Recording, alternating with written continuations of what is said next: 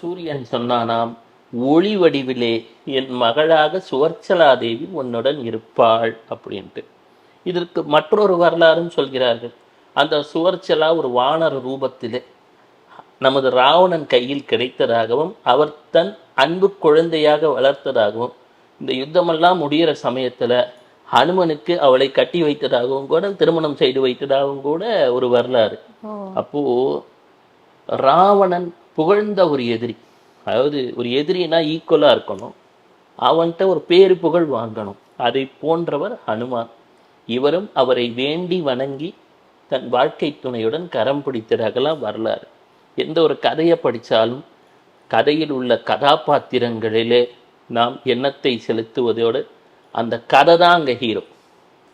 ராமாயணத்தில் ராமாயணம் தான் ஹீரோ.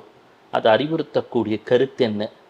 ஹனுமான் என்று சொல்லக்கூடியவன், அந்த முக்கிய பிராணனாக இருக்கக்கூடியவன், அவன் எங்கே இருக்கிறானோ அங்கே வெற்றி வந்து விடுகிறது. உதாரணமாக சுக்ரீவனிடம் ஹனுமான் இருந்தான், மன்னனாக மாறினான். ராமனுடன் இருந்தான், ராமனுக்கும் நலம் நிகழ்ந்தது.